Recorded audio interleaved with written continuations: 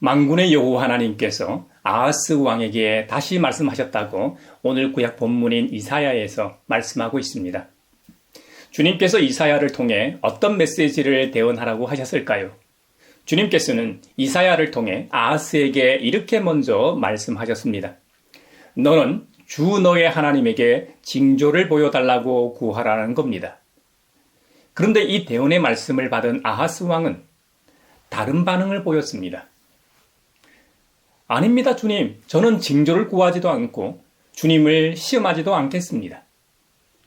여러분, 어떻게 보면 징조를 구하지도 않고 주님을 시험하지도 않는다는 말이 부정적인 것 같지 않습니다. 믿음 좋은 말 같이 들립니다. 그런데 이 말을 들은 이사야 선지자의 반응은 정반대였습니다. 다윗 왕실은 들으십시오. 다윗 왕실은 백성의 인내를 시험한 것만으로는 부족하여 이제는 하나님의 인내까지 시험해야 하겠습니까? 하고 오히려 책망합니다.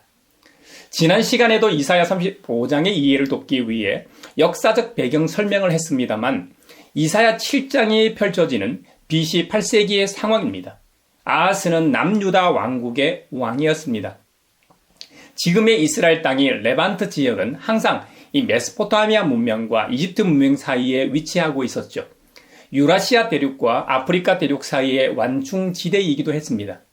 그래서 항상 그 문명의 패권을 잡은 제국이 영토 확장을 위해 지나가야만 하는 지역이었습니다. 양대 제국의 이 흥망성쇠에 따라 평화로운 시기를 보내기도 하고 전쟁의 화염에 휩싸이기도 했습니다. 이사야 7장 때에는 양대 제국이 이집트와 아시리아였습니다.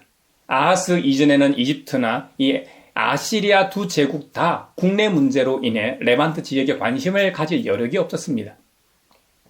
그래서 이스라엘을 포함해 이집트와 아시리아 제국의 주위 국가들은 그 기간만큼은 평화로운 시기를 보내었습니다.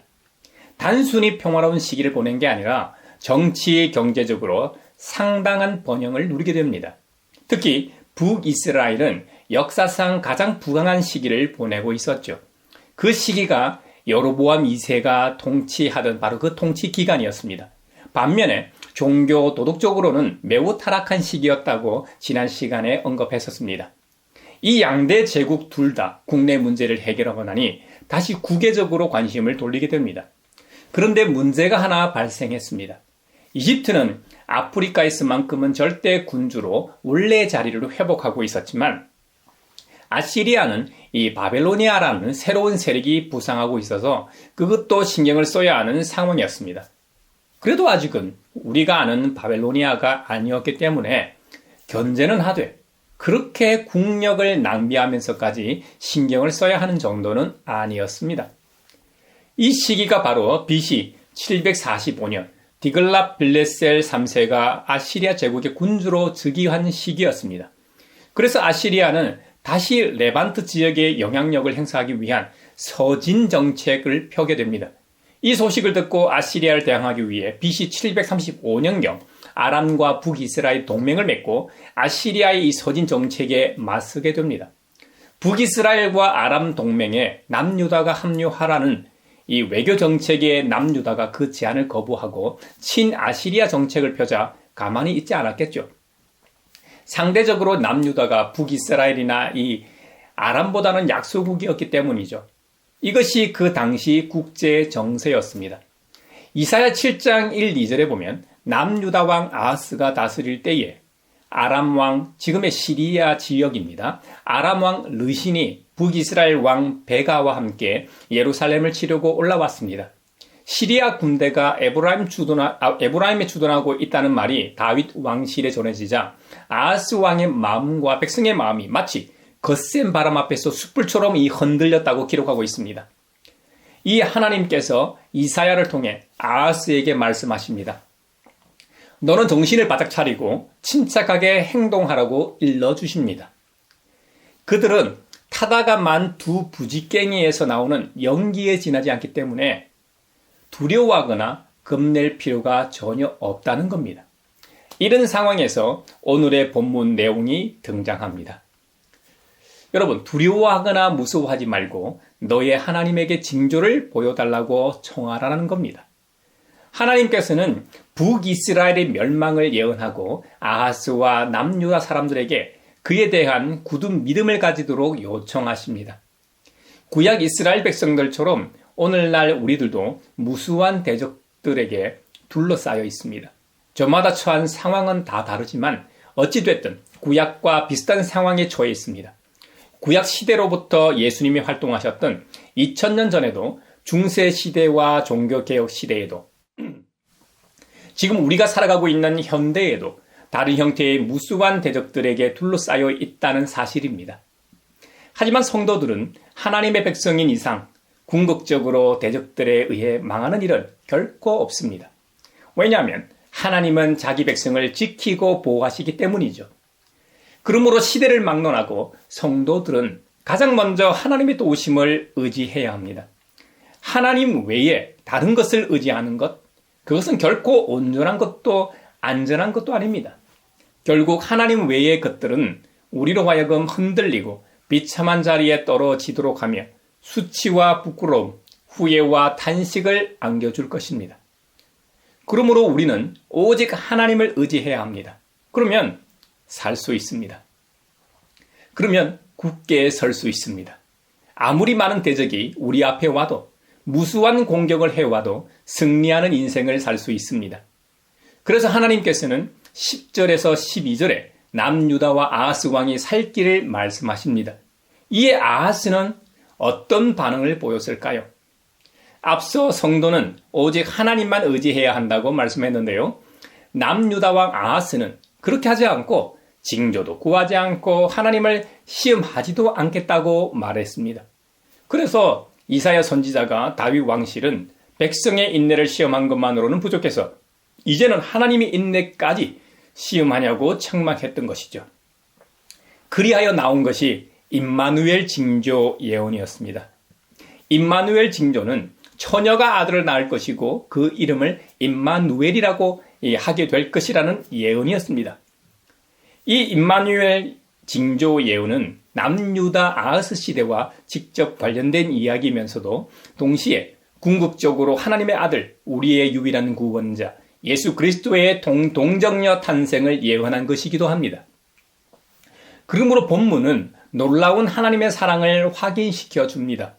하나님께서는 아하스와 남유다 백성의 패역에도 불구하고 임마누엘 징조를 주시며 그들의 보호를 약속하고 지키셨습니다. 그리고 궁극적으로는 임마누엘이신 예수 그리스도를 통하여 하나님을 떠나 살던 모든 죄인들을 구원하셨습니다. 할렐루야.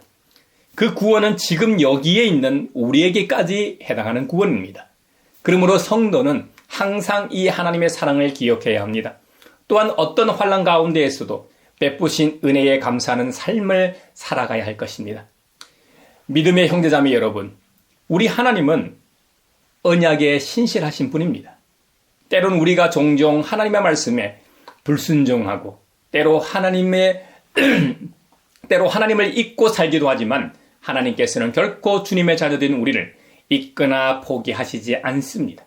하나님에 대한 우리의 믿음은 변할지 모릅니다만 우리를 향하신 하나님의 사랑은 결코 변치 않는다는 사실입니다. 성경에 이렇게 기록하고 있기 때문입니다. 그러므로 오늘도 이 하나님의 은혜로우심을 기억하며 사십시오. 하나님의 은혜와 사랑이 변함없으시기에 우리의 허물과 사랑을 인하여 오늘도 평안을 누릴 수 있습니다. 내일의 소망을 바라보며 살 수 있는 것입니다. 이 사실을 기억하며 주님의 임재와 동행을 확신하며 언제 어디서든 감사하는 삶을 사시기를 바랍니다. 사도 바울은 로마서 1장에서 이 임마누엘 징조 예언에 대해 복음이라고 정의합니다. 복음. 복음은 우리가 알기로 누구에 관한 것입니까? 네, 예수 그리스도. 이 복음은 하나님께서 예언자들, 선지자들을 통하여 성경에 미리 약속하신 것이라고 말하고 있죠. 바울 자신도 예수님을 통하여 은혜를 입어 사도의 직분을 받았다고 증언합니다.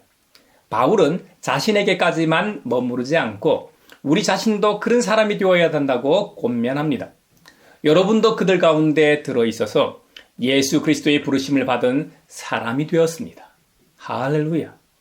바울은 로마서를 로마에 있는 교회와 성도들에게 이 내용을 보냈습니다. 성경은 본질적으로 예수 그리스도를 통한 인간 구원의 역사와 원리를 각각 다양한 이 시점과 관점에서 보여주는 하나님의 계시입니다. 성경의 구원 계시들은 일거예 그리고 완벽한 체계로 주어진 것이 아닙니다. 각 시대 역사 기록과 각 인물들의 행적 및 고백 등을 통하여 점진적으로 계시되었습니다. 신구약 성경의 최종부라 할 수 있는 신약 서신서들은 이처럼 점진적으로 주어졌던 구원의 계시를 가장 완성된 수준으로 가장 직설적으로 보여주며 아울러 성도들의 이 현실 생활에 필요한 실천적 교훈들을 제시하는 부분입니다. 하나님의 부르심은 경이로운 은혜입니다.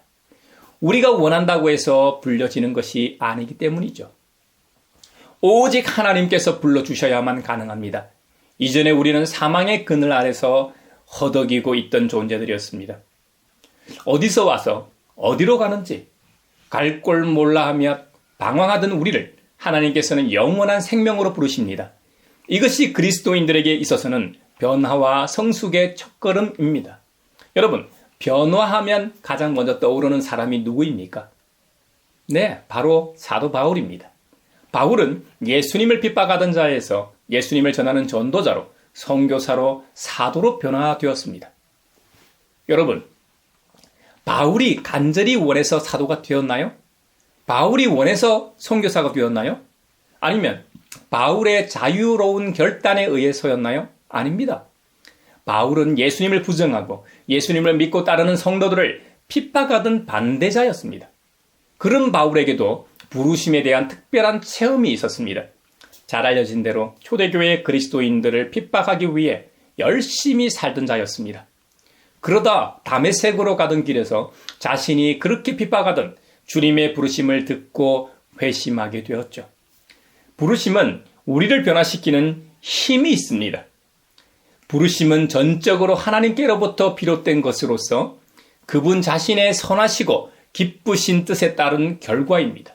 사실 우리가 무슨 자격이나 공로가 있습니까? 우리에게는 아무런 자격도 공로도 없습니다. 오직 우리를 향하신 하나님의 한없는 사랑 때문입니다. 그래서 요한일서 4장 10절에 말씀하시기를 사랑은 여기 있으니 곧 우리가 하나님을 사랑한 것이 아니라 하나님이 우리를 사랑하셔서 자기 아들을 보내어 우리의 죄를 위하여 화목 제물이 되게 하신 것입니다. 라고 말씀합니다. 하나님께서 자신의 아들을 우리 대신에 죄값을 치르게 하셨죠. 그래서 우리가 먼저 사랑한 게 아니라 하나님이 우리를 먼저 사랑하셨다고 표현하는 것입니다. 여러분, 이사야 7장의 임마누엘 징조 예언을 바울이 로마서에서 복음이라고 표현했었죠. 그 복음이 하나님의 아들, 우리의 유일한 구원자 예수 그리스도라고 증언했습니다. 그 임마누엘의 징조가 실제로 이 땅에 나타났습니다. 그 이야기를 복음서에서 말하고 있죠. 그 중에서도 마태복음 1장에 소상하게 기록하고 있는데 그 본문이 오늘 본문입니다. 비슷한 이 내용이 실려 있는 누가복음에서는 마리아의 시선으로 예수님의 탄생 이야기를 보는 반면 마태복음은 예수님의 탄생 이야기를 요셉의 시선에서 보게 됩니다. 누가복음에서는 마리아 자신이 하나님의 메시아를 낳을 것이라는 사실을 알고 흥분에 빠진 갈릴리의 처녀를 보여주는 반면에 마태복음에서는 자신의 약혼녀가 임신했다는 사실을 발견한 요셉을 보여줍니다.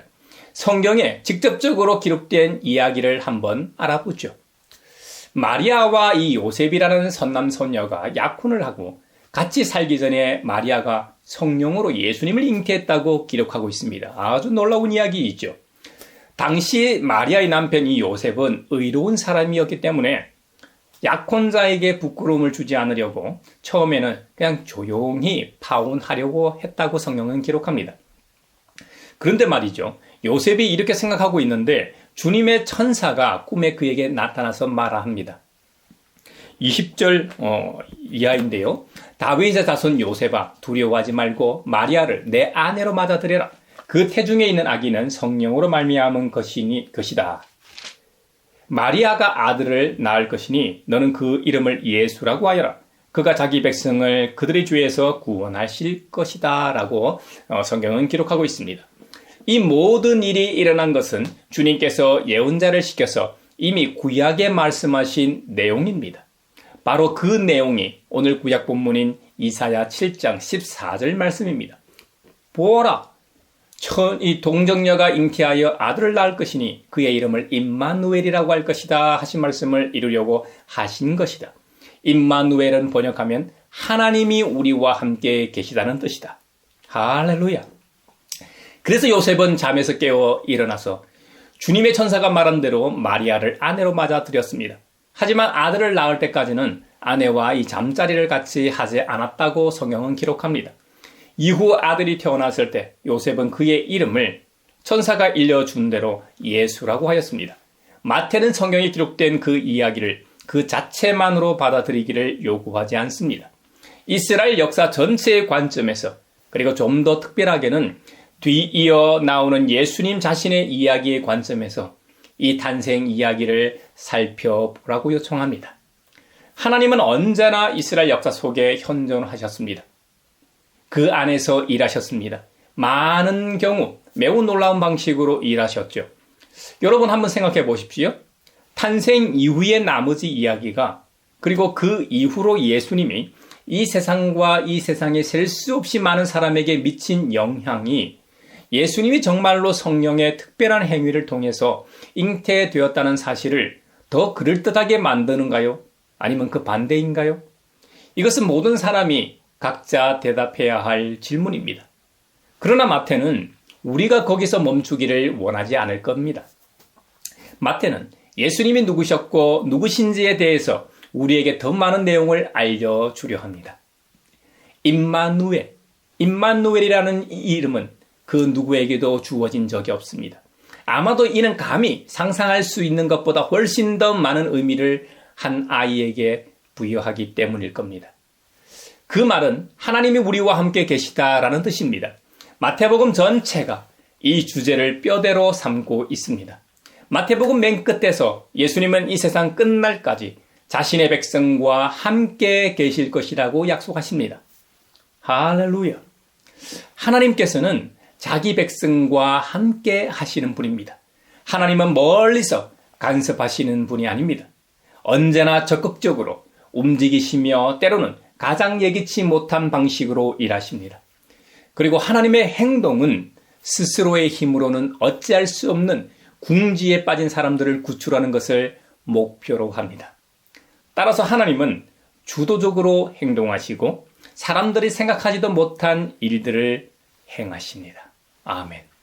이것이 바로 하나님이시고 이것이 바로 예수님이십니다.